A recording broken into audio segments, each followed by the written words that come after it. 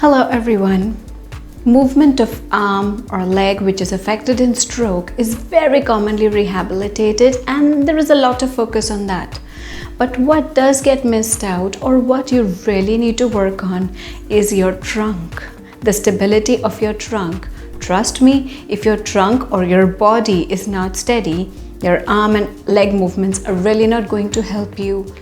To start trunk strength training, the first and foremost thing is not the seating surface, not the movements that you have to do, but you should always have a stable surface right next to you, because if you tend to lose balance, this is the first support that you will need, and make sure that this support is present on your non-affected side or your stronger side, because that is where you will eventually go to hold, because your weak side is not going to move that fast.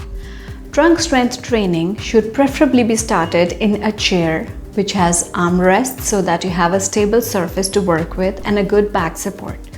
I'm going to focus today on activities where you are probably sitting on a stool, you hardly have any back support, it is available but it's far for you to reach for, and even the supporting surface is slightly away.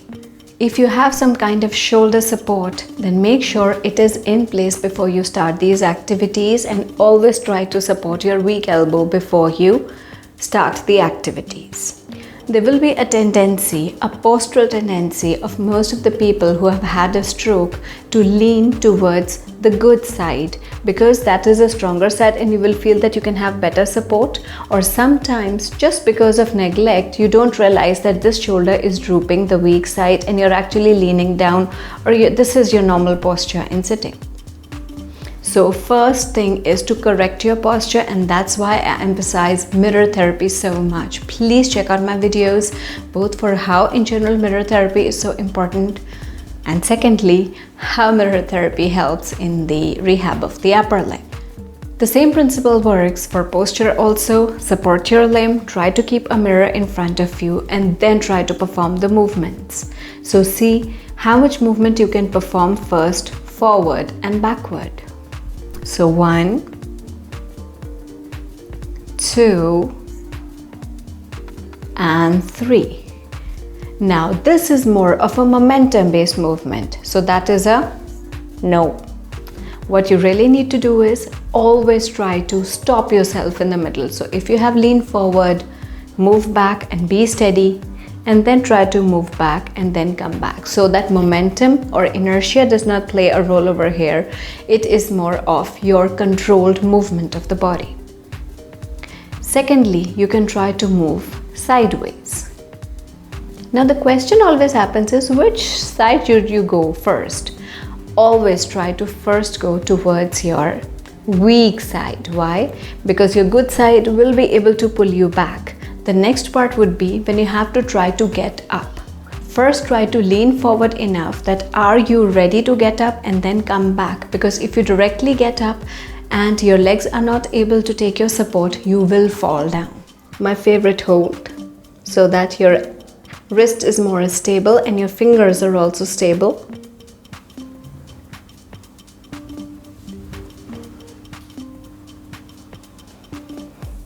This is the only bit of movement you should start with. Second step.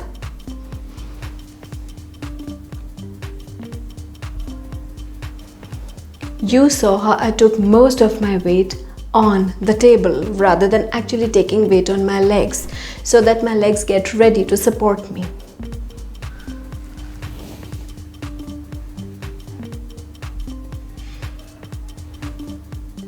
In this thing, what can really happen is my elbow can get bent, and that's why my other hand is supporting it very strongly. So taking support on the chairs is not a good idea, but taking support on a surface in front is much better.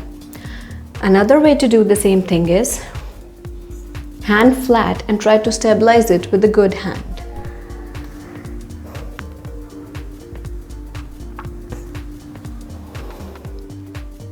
Trunk balance is very important for reach outs. So reach outs should always be started not sideways but forwards. So for example, I'm trying to reach my audience and back, Then I'm trying to reach for something towards my good side. And then I'm trying to reach something towards my weak side. Now for this, there are rules, because first you have to try to go only to the level where you don't have to really bend, but just reach out in this direction. Whenever you're trying to reach out towards your weaker side, it is better to try to support on your elbow rather than on your hand, because your hand is going to eventually slip. Your elbow is going to buckle and you have the tendency, or you are at risk of falling down. So better to support your elbow, because it will give us control over your shoulder also. It will support your shoulder, and then you can try to reach out. Once you have practiced movements with a good support of your hands, the next part would be to raise your arms up and then try to practice the same movements.